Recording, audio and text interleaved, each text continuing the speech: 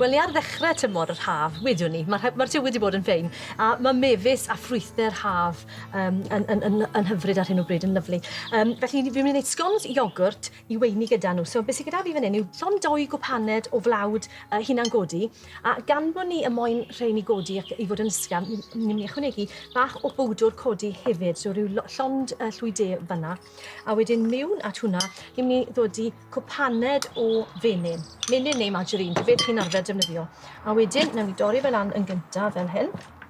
A ni jyst yn moyn cyfuno y menyn a'r flawd. Llwch chi ddefnyddio cilleth neu fforc fawr, neu llwch chi gael eich dilo mewn. A os oes plant gyda chi gartre, nawr yw'r amser i gael nhw i ddechrau gweithio yn y gegin a helpu chi mas. Reit, so mewn â dilo wedyn fel hyn.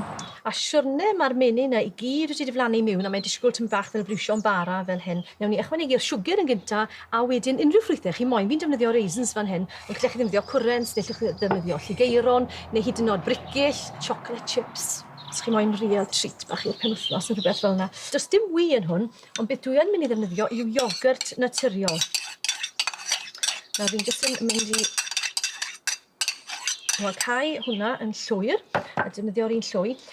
Os oes iogwrt gyda chi gyda llaw sydd falle angen i ddefnyddio, neu yn berffaith ar gyfer dodi mewn rhywbeth fel hyn. Yn draddodiadol wrth gwrs, buttermilk byddwn yn defnyddio. Llaeth wedi siro chydig bach yn berffaith i fynd mewn i rhain hefyd. Mae'n creu awyrgylch asid a hwnna sy'n gwneud nhw i godi yn hyfryd. A ten. Mewn ar dilo wedyn i ddod ar cyfan at ei gilydd i wneud y choice. Un llaw yn ytrach na'r ddoi. A jyst trwy gwasgu'n ysgafn bach fel yna, dyle'r cyfan i ddod. Os oes angen tamed mwy, dodwch tamed bach fwy o iogwrt, neu os chi'n defnyddio bach o lath.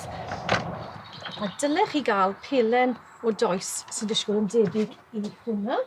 Bach o flawd ar y top, tamed bach o dano. Rolio fe fel hyn. A beth dwi'n mynd i wneud nhw tamed bach yn wahanol i'r arfer, yw i dorri nhw yn hir. Felly fydda nhw siap, mwy hir yn hytrach na yr siapau traddodiadol rownd ni'n disgwyl o sgonens. Cadw'r ymylon yn weddol syth ac yn weddol sgwar.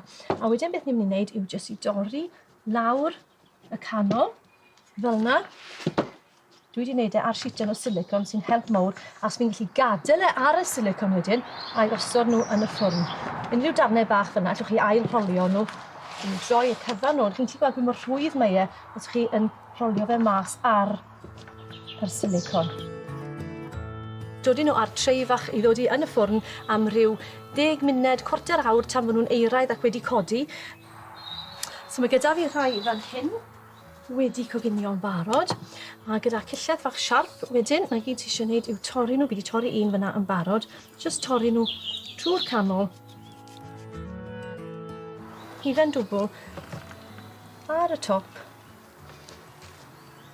So mae gyda fi'r skewers bach pert yma, na gyd ti eisiau gwneud wedyn yw torri ambell i mefus a mafon a'r llys yma fel hyn a'i gosod nhw yn bert ar top y sgonens. Mae gyda fi 2 fach arall wedi wneud yn barod, so hwnna yn mynd arno.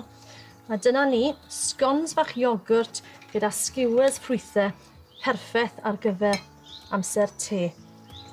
Fi'n cybydd hon i fi.